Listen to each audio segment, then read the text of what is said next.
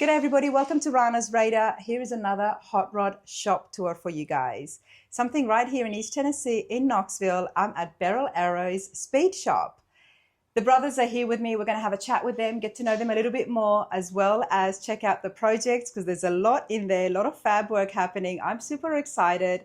Let's introduce Mike and Jim. Guys, how's it going? Good, how are you? I'm not too bad. Thanks for allowing me through your doors. Yeah, anytime. So tell me a little bit about the speed shop.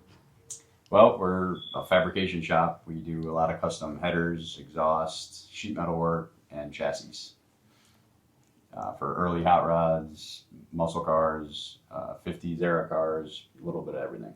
A little bit of everything, and everything you have just said, every word there is so much more involved. Yes, sure. Mike and Jim. Yep. Who does what? I do all the exhausts and the headers and the sheet metal work. And I usually do early chassis, like for the early hot rods, mountain engines, transmissions, just laying out suspension. And he runs the books because I can't do that. There's one person that always has to run the books, Yeah, right? somebody's got to do that, the miserable part. Traditional hot rods, early hot rods, or are we looking more at custom or a mix of both? We sort of cater to the traditional cars. We like everything, but we do a lot of the early stuff. Pretty much muscle cars and earlier is what we do. Well, we're all here in Tennessee. And I was telling the brothers earlier that I have not seen them at any of the shows. Yeah. You guys stay away from it, or? Yeah, we like to either just go drive our hot rods and go enjoy them rather than set up a booth and get more work. Get more work. Well, you definitely have got your hands full because the shop is packed. Yeah. How did everything come about? We always liked hot rodding, always liked cars. Our dad was a drag racer and always into hot rods. And we grew up around it and went to shows and it just kind of morphed from there. It's definitely well known in the area. I had been told about you guys as I mentioned it on the phone. So tell me about Jim and funny cars. That's what I had heard as well. Yeah. Our dad had a shop in Meriden, Connecticut. He was really young, started it, called Jim's Speed Emporium. And he had a Model A Ford, which is actually in the shop, that he got when he was 15, built a hot rod, had a Y-block Ford motor in it with a 3-speed manual, just a typical early 60s hot rod. Yeah. But it was fast, and he was pretty talented at engines and tuning, and like just kind of took off with it. And by the time he was 24 years old, he built a nitro funny car with a blown SOHC Ford camera in it, and he built a wheel stander and had a shop. A wheel sander, what's that? A wheel stander was like an exhibition car where engine was in the back, and it would basically put it on the back bumper and run the quarter mile on the back wheels? On two wheels. Yeah. I hope we've got some pictures. We've got some pictures. Yeah. I'm going to take this around so we can have a look inside the office, which is where we're in right now. All right, so there is a few things here on the wall. Yeah, so there's the Windjammer, which was the wheel stander. Mm-hmm. That was the single engine version. Later on, he built a twin engine version. Wow, and he did this when he was 24. Yeah. Yeah, by the time he was 24, he had done a lot. This is the Model A with a 312 with dual quads. That's him standing by the grill. And that was basically his car that he drove to high school. Now, I have seen something like this being rebuilt, or? Yeah, we built that belly tank probably close to 10 years ago. 15, yeah. And we ran it at the Race of Gentlemen. What's that? The Race of Gentlemen is a beach race up in Wildwood, New Jersey. And we've done it a handful of times. It's a great event, all traditional early style cars, and it's just a really good time, good group of people. And this is Jim here? That is actually a car that we worked on. His name is Jim, that's Jim Gambus, and he owned Edsel Ford's 1932 Roadster that we rebuilt. It's in the photo there. It's also in the background hanging up. That car, we did all the fenders, we did all the aluminum sheet metal fabrication, and helped him restore the car. So, Mike, that's your truck I saw outside. Yeah, yep, that's my truck. I've had that since I was in high school, and I redid it about 15 years ago. Yeah, it's the original Henry Ford with the first 32 Ford flathead V8. So I'm guessing Ford guys. Oh yeah. Oh yes, that was a very quick response. Yeah, our dad was the Ford guy, and we just brought us up around it. And, he told us if we drove anything else, we'd have to park it across the street. So. I love it. I absolutely love it. Some people are like, no, I like both and stuff. I'm one of those people, but you guys are strictly just Ford. Yeah, we like it all. We like it all. We appreciate it. Yeah. And we've built a little bit of everything. He taught us a lot when we were younger. He showed us how to weld, and he was always a mechanic, so he really showed us how to work on cars and fix things. And he was the kind of guy that did everything, paint, body. So he taught us a little bit of everything. And we worked for other shops and learned, took some classes. I took some metal shaping classes, and really just learned by doing, and a lot of it. And hopefully we get better and better as we go. I think you're right up there because I did have a little peek. Why don't we go inside and see what you're working on? You guys are way too fast for me because I'm like stopping right here. So that's our dad's urn, by the way. So he's in the shop with us working every day. Oh, nice. There's pictures of the funny car up there. That's the '69 Torino. We actually just got it back after a 20-plus year search to try to get it. So we just got it back like 2 months ago. Jim, tell me about that because I did read a little bit on your social media. It had been changed. There it is right there. Yeah, so our dad sold it to a man named Dan Roman who raced it in Connecticut and ran it, I think, for probably about 10 years. And then the car supposedly ended up in Georgia, and then it ended up in a NASCAR museum in Mooresville, North Carolina in 1988.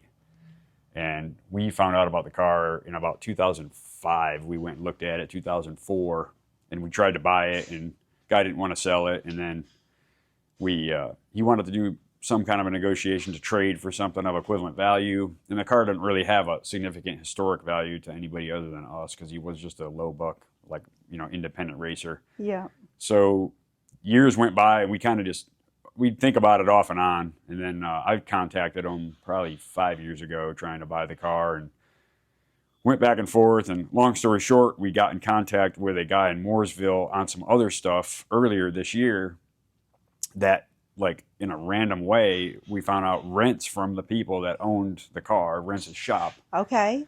And I just kind of put it out there. This was back in January or February. And I guess it was August or September. I just get a random phone call from him, and he says, they said they'll sell the car to you guys. They're finally ready to sell. Yeah. And then what it is the guy that we bought it from, Sam Beam, is he's about me and Mike's age, a few years younger.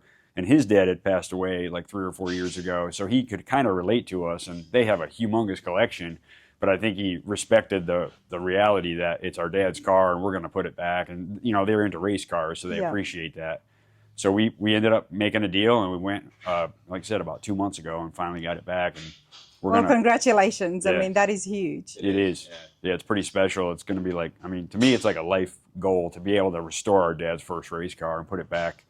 So, and we were kind of wet sanding the old goofy paint job, and our dad's original paint is all under there from 1969. Oh, really? They just painted over it? Yeah, they just sanded it and painted it, which is how they did it back then. So, and it was all candy colors, and so the lettering is gone, but all the candy apple colors and our dad was into that kind of painting in that era. These are some, a little collage we made just of when he first built it. Oh, this is awesome. I can't wait to see this finished. Yeah. This is, So the Torino, what was the engine again? It was a 427 SOHC. It's right here. Yeah, this is one of them. It was a supercharged with a Hillborn injector. And we actually have the original fuel injection and tool tray up there on the shelf that goes to the car. Of course, it'll go back on it, the supercharger and the injector. We've got a few things up there. Yeah, we like to collect old speed parts. Barillaro's racing engines. Yeah, our dad made those back in the 70s. Oh, I love it. I'm so happy that you guys were able to find it again. Yeah, it's pretty cool. Yeah. pretty important to us to have it back, to be able to do something with it. Would you just restore it back to the way he had it, or would you make some changes? We're going to probably, we figured out that he had made some pretty significant changes in 1970. He raced it in 69, 70, and 71. So we're going to put it back probably exactly how it was in 1970, just because it's basically still pretty similar to the way it was. Okay. I mean, we got to change some things where they had updated it through the years and modified the roll cage and things, but we're thinking we might make a few changes to the engine, but not anything that would alter it aesthetically. I mean, I do like the funny cars. I mean, I absolutely love it. Yeah. And this is a single seat as well? Yeah, it's center steer. This is like the kind of the beginning of them. The flip top cars came out in 67 or 66. And so this is still kind of, I mean, being a 68, 69 era car, these cars were pretty, they were changing rapidly, but it's also still kind of considered a very early funny car. But it still had the whole, where the whole body comes up, flip top, yep. Yep, fiberglass body.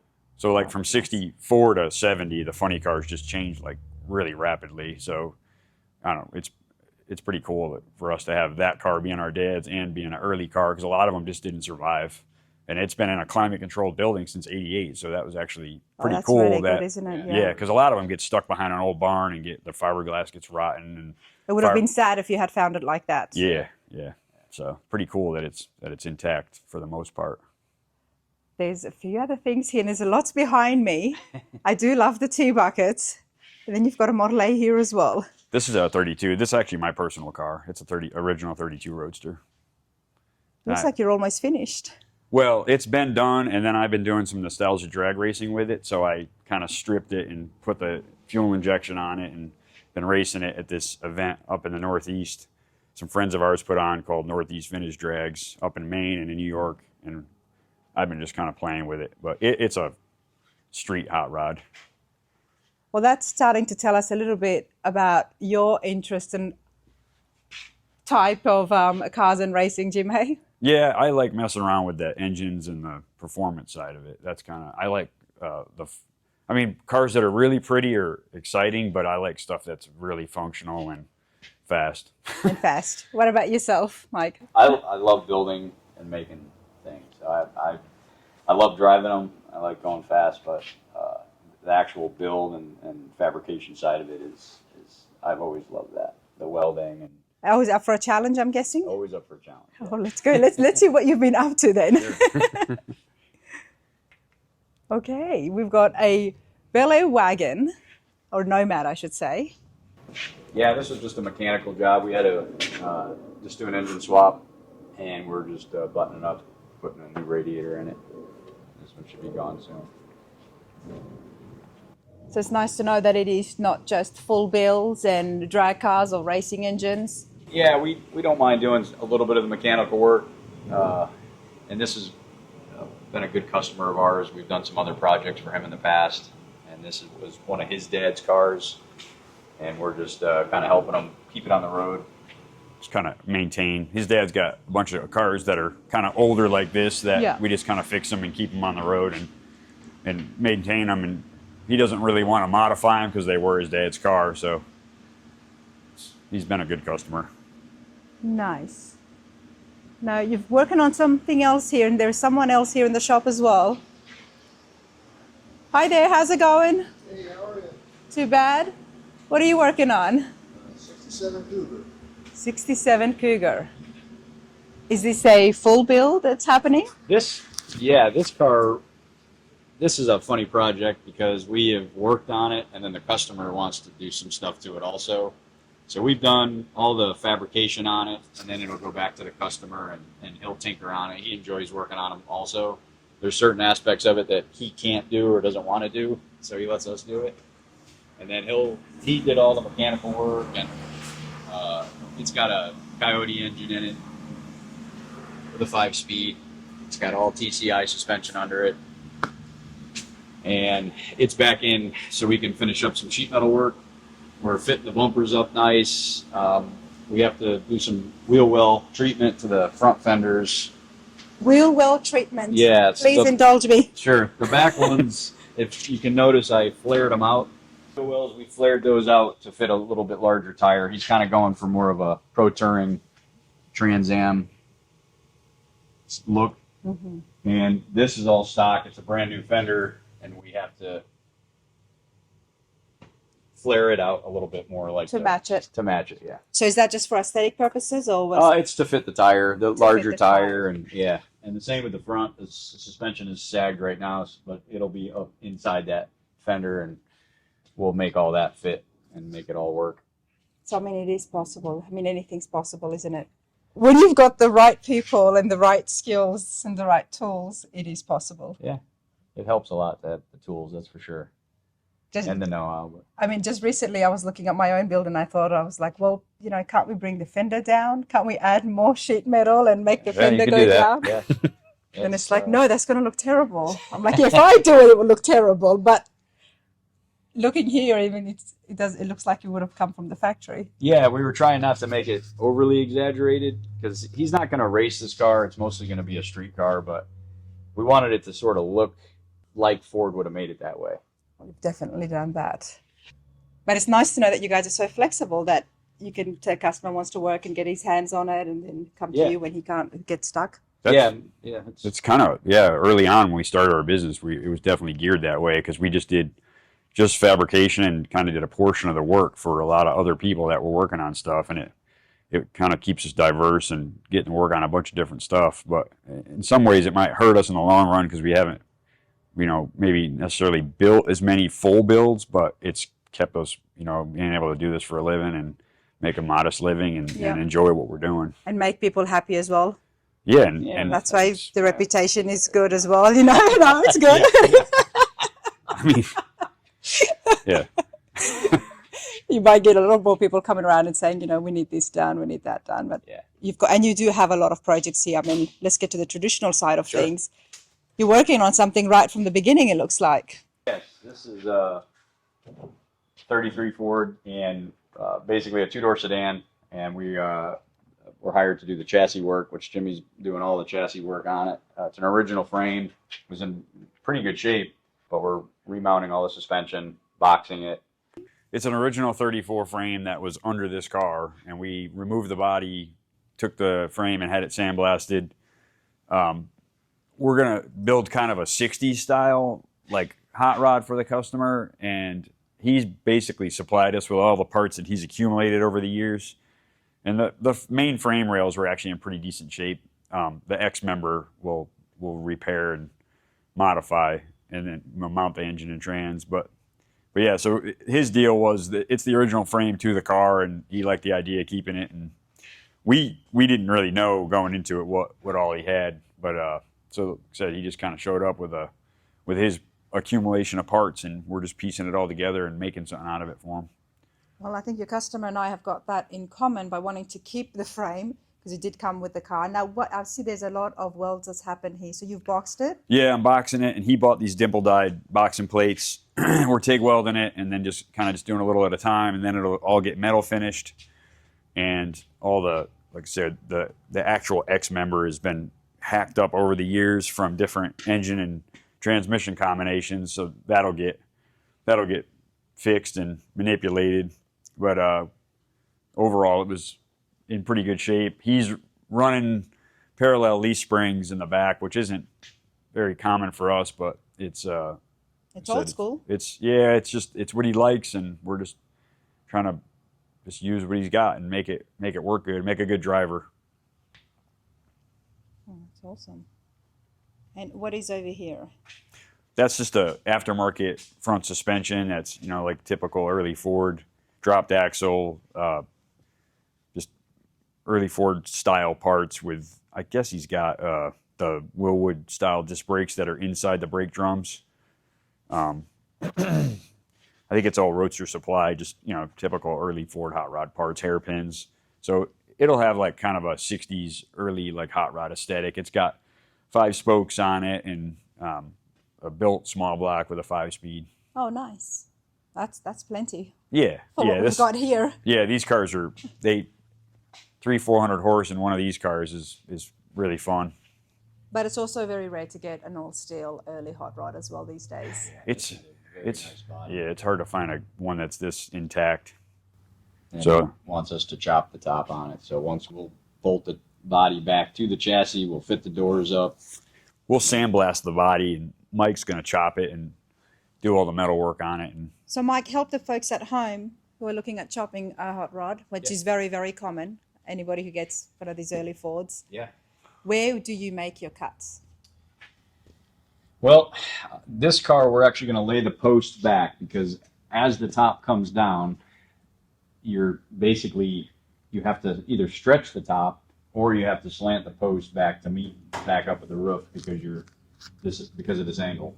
So I will try to find the straightest section in the post to cut to help me line everything back up as close as I can. These cars are pretty square right through here, so this is going to get a 4.5 and 5 inch chop. So that means 5 out of the front and 4.5 in the rear. The backs will get a little trickier because of this angle. We'll have to manipulate this corner. As this comes down, it's going to be further back. So we'll do some shaping in there and reconfigure the window opening. And like I said, in the front, we'll rake the windshield post back.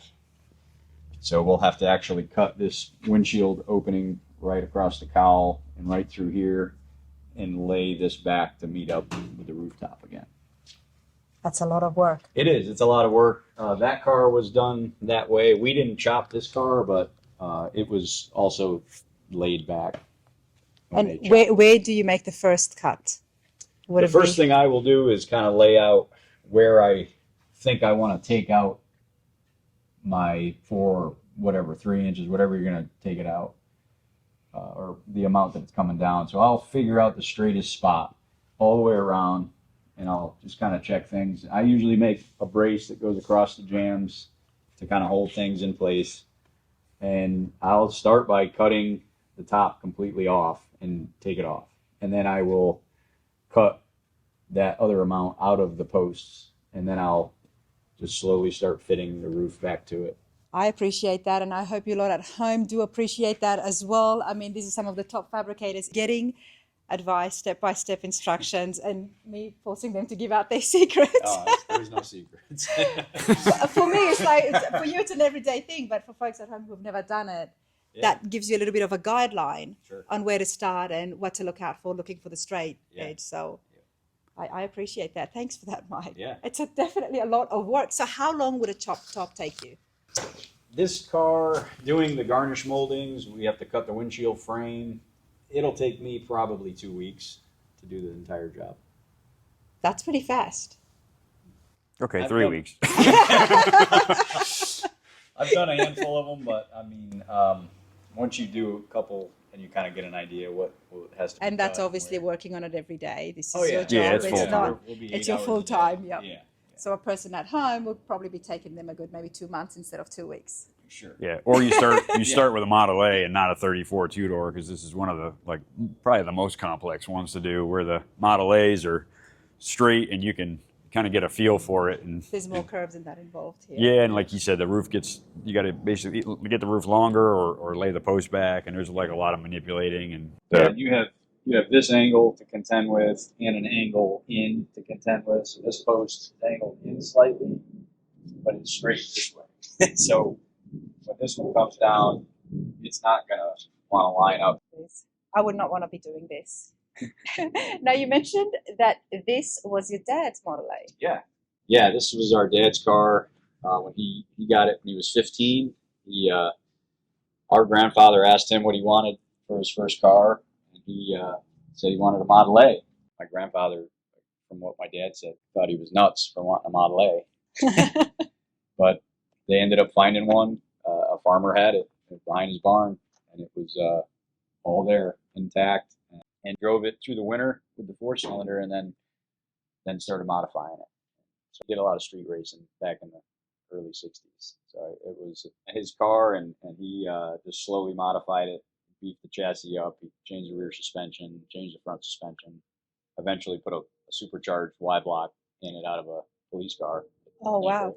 yeah, like a 57 Ford with a Paxton blower. from He what had a lot said, of fun in this. He did. He had a lot of fun, and from what he always said, it was one of the fastest streetcars in Meriden, Connecticut, back in his era. So. Well, now it looks like it's getting a redone. Yep. Yeah. So he started building this chassis in the '70s for it, based on a funny car or a dragster, and it's all chromoly. It's very lightweight, and he was mounting a 427 single overhead cam Hemi in it, and with a 4-speed. And so that's our goal, is to finish it with a camera motor, 4-speed, 9-inch rear. We'll probably do ladder bars in the back, 4-bar in the front with a straight axle. And Jim, you're going to be racing this? We'll probably both run it a little bit, but it'll be more of a street. It'll be kind of street show car kind of thing. We want to make it really nice, just Okay. so, and something that we could have in the family. And Oh, that'll be nice. it's been off the road since the '70s, so it's one of those looming projects that it's like we got to do it and just get it done. I mean, you put it next to the Torino you've I know, got. yeah, It looked pretty cool. Oh, we have just with our dad stuff, we have enough projects to keep us busy full time for a while. What have you got here on the table? These are just some of the chassis parts for the 34 project, the sedan. No matter how big or small a shop is, you always have to be organized. Yeah, that's for sure, because it gets unorganized really quick, especially when you have more than one project going on.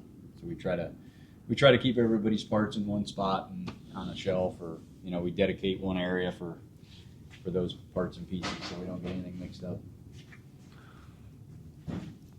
Stuff seems to grow out from the walls. You got to purge every once in a while and clean up all the But chaos. I love it because, it just shows that things are possible. You need an open space. Yeah. And if you're organized and build some shelves, you can get projects and have a business going. Because That's true. how long have you guys been open and operating for?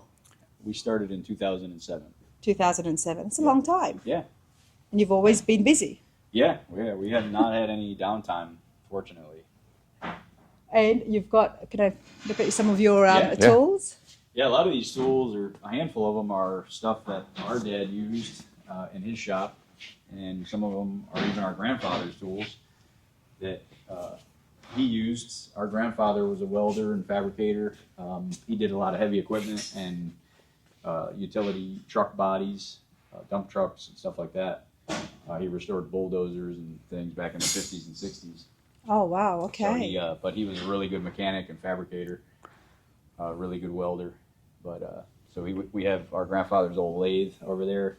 This lathe right here was our grandfather's. 1946 South Bend. Oh, wow. And so it's been in the family for that long, and we put it to work all the time. Looking at everything here, it definitely tells me that it's a lot of hand fabrication, a lot of handwork. Yeah, we do a lot of hand work. Yeah, we're not very high tech. Yeah. No CNC machines here, no 3D No. printers. No, we're pretty old school, and which may be a bad thing, but we like it. We also try to especially if you're building a period correct early hot rod, it's pretty cool to put yourself kind of back into the mindset of the way a guy would have done it. So we try to do the quality on a higher level that meets today's standards, but also reminiscent of what a guy would have done if you were building a hot rod in the 50s or 60s, or even earlier. We built some 40 style era correct hot rods for the Race of Gentlemen, and that's pretty fun because you kind of got to rewind yourself and go, wait a second, the guy wouldn't have just went and got a Summit catalog and ordered all these parts. He would have went to the junkyard even back then they'd go to the Ford dealership and get shock mounts off a F1 Ford truck, And try to make it work. and they would make it work, and they were use ingenuity and it wasn't a money thing. It was about being crafty, and so we kind of try to do the same thing. This is a 1959 Bridgeport that our dad got in the 60s, and we have our dad's original 1967 TIG welder. So I don't know, it's kind of to be able to use the old tools. To me, it shows the style of car that we like to build, and it's all kind of goes together. Absolutely. And you enjoy what you do. That's part of it as well. Yeah, and we like old equipment probably just as much as we like cars, so it's all kind of. I do like old equipment as well. The old equipment is it's awesome because it's still in function. You can fix it if you have to. You can work. The CNC stuff is great, and we pay there's a shop here, we have stuff lasered out, and it's great for chassis stuff. You got to be realistic sometimes. You can't charge a customer 8 hours to cut out a couple tabs for a chassis, motor mount or something. But if we're building our own stuff and you really want it, like we built a belly tank last year for a customer that was very period correct, and it was great because we were able to really dig deep into the period way a guy would have built a car. So tell me about the belly tank.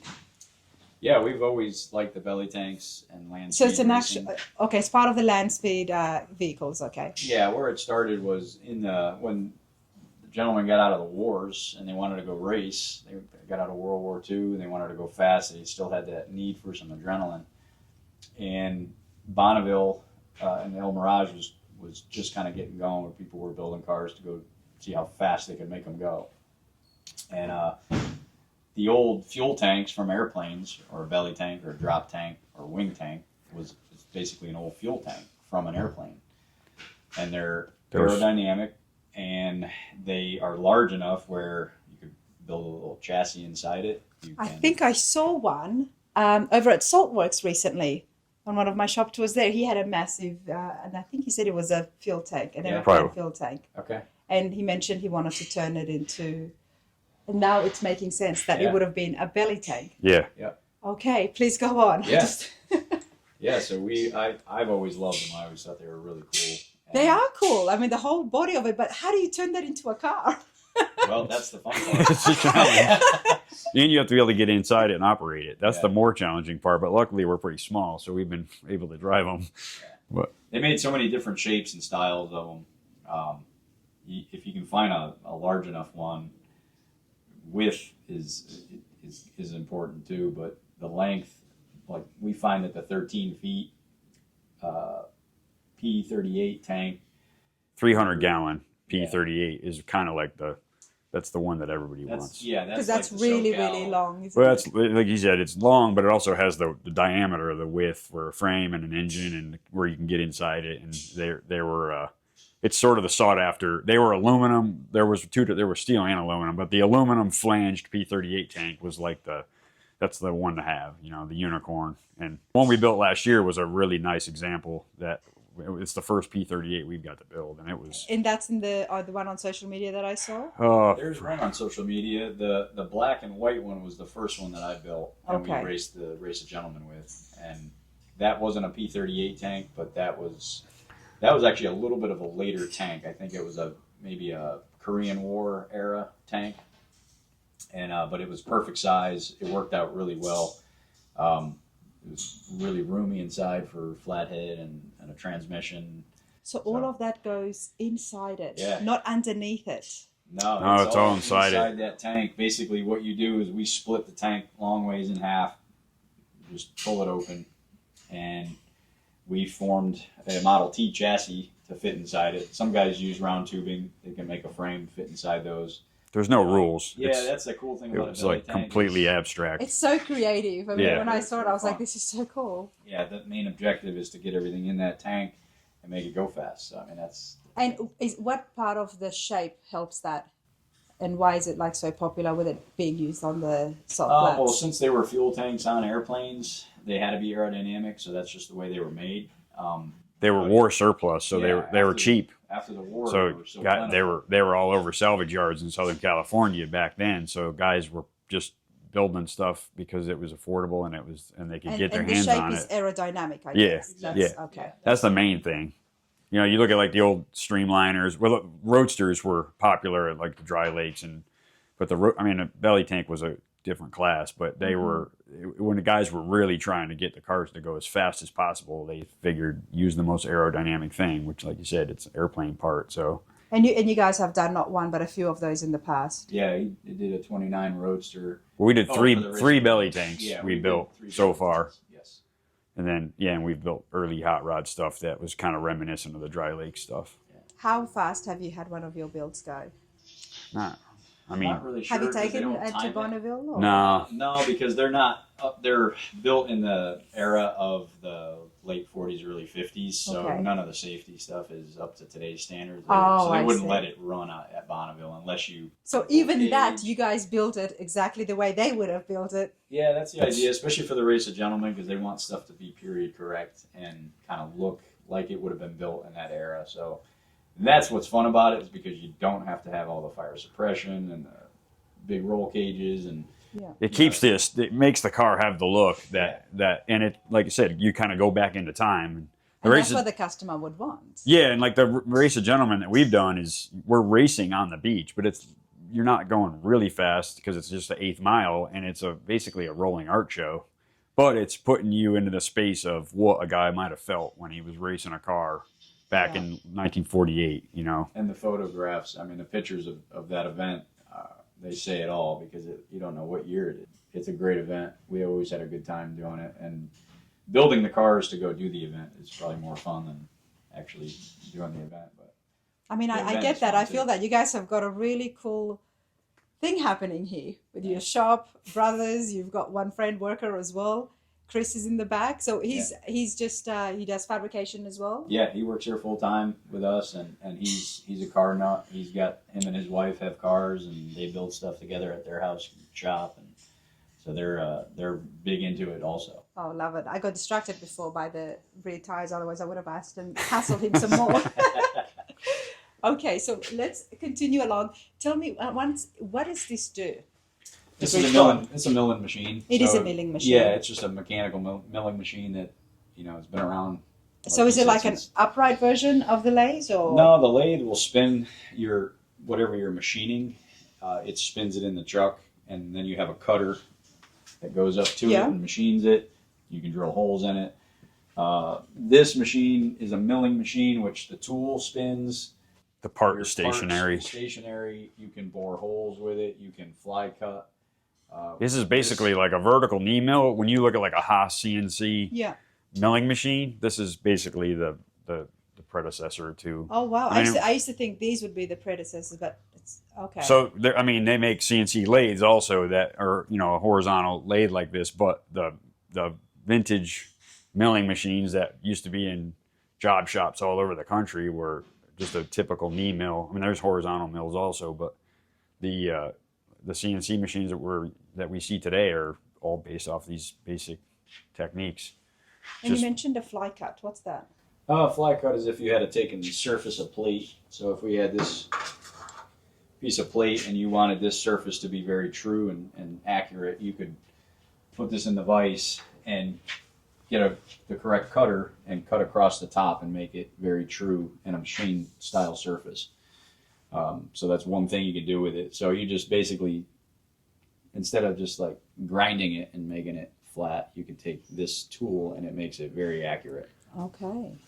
And machines the surface nice and straight square edge and true. and flat. Okay. And these machines are very versatile. You can do a lot with these machines if you know how and have the correct equipment and tooling.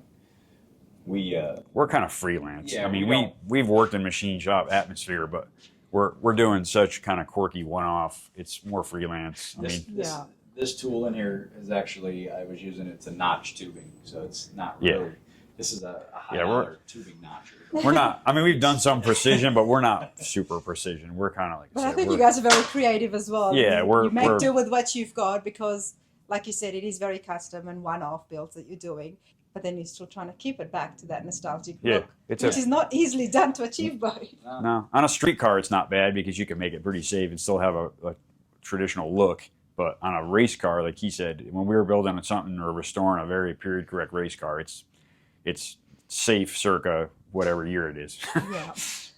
Not now. Not now. And our dad used this a lot more when he was doing a lot more engine work. So he used a milling machine he would do his own heads, and so he used it way more than what we use it for.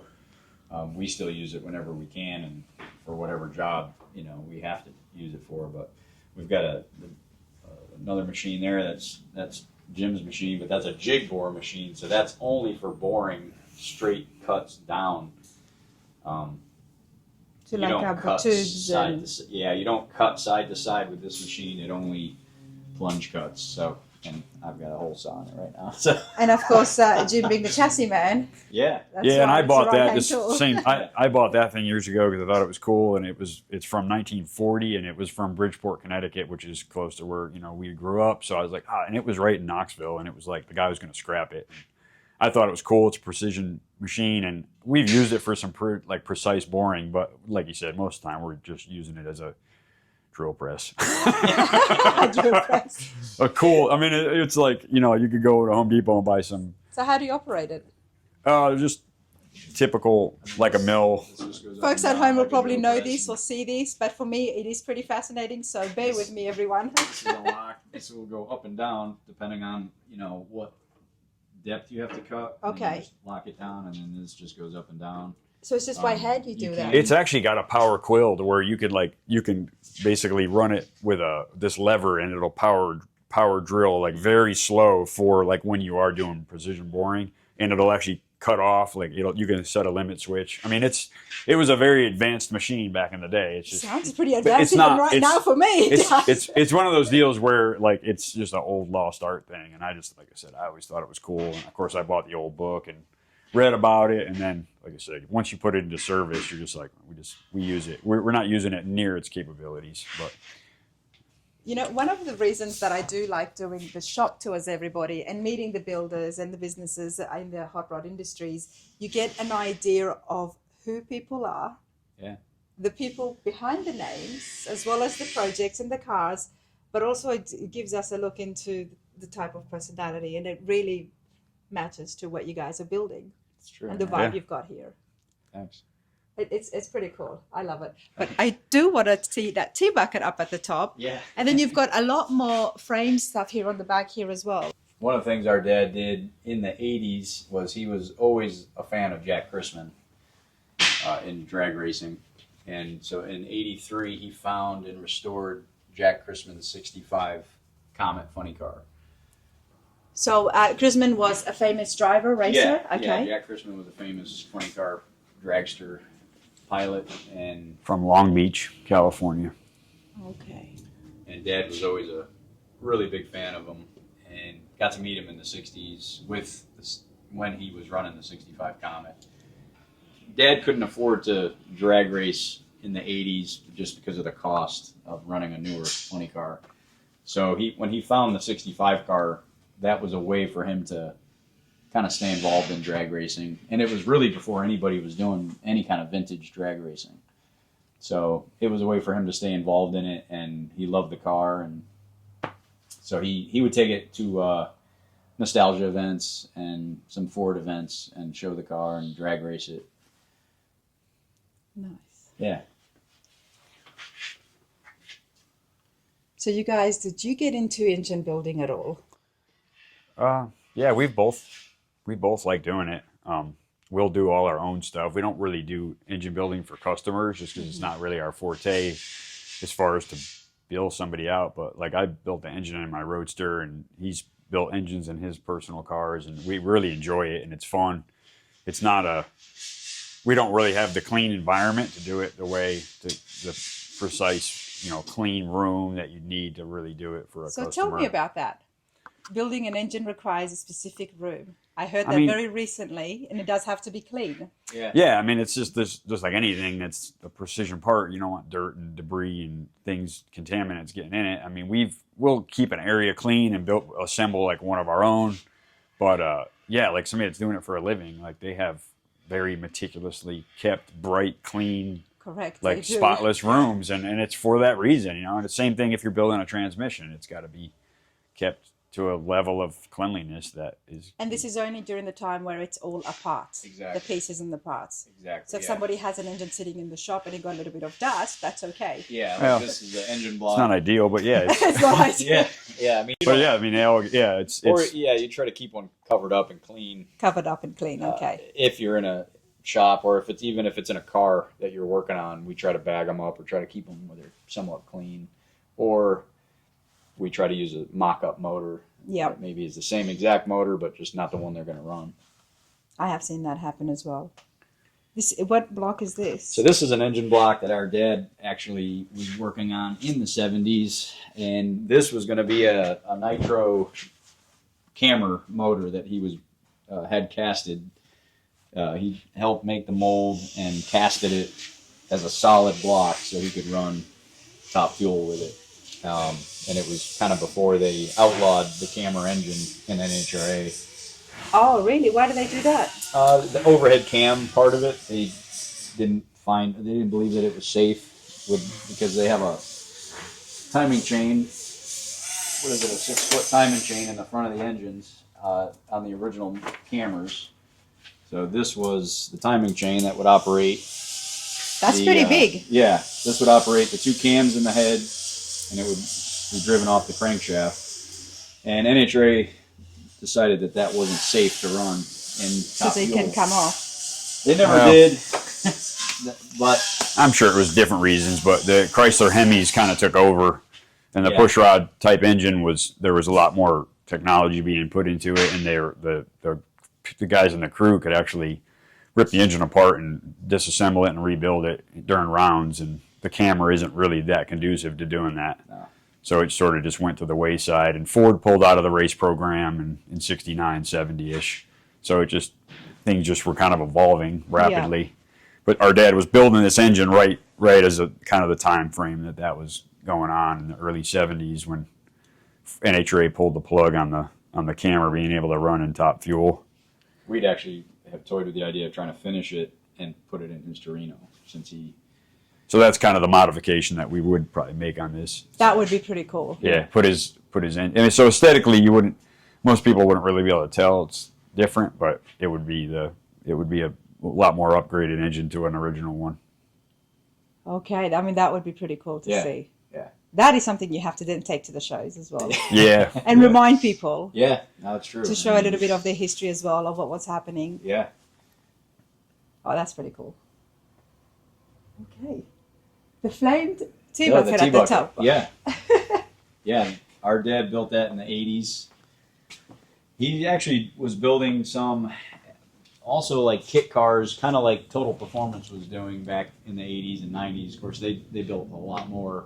But Dad decided to get involved in that also and built a handful of them.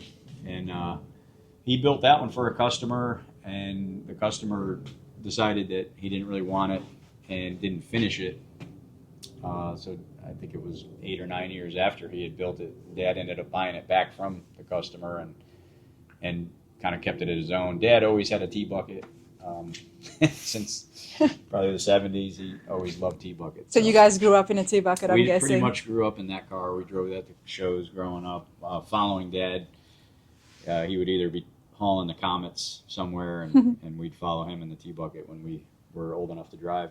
Did he do the flames himself? Yeah, he did all the paint work. It's candy apple red lacquer and the flames. He loved custom painting. definitely. Painted the Torino when it was when he first built it, and those are the fenders actually off the Windjammer wheel stander. There's a picture of it actually, and that's the twin engine. But he did all that paint work. He did all the cobwebs, the lace, all the metal flake. He was very talented. Yeah, he was. He did a lot.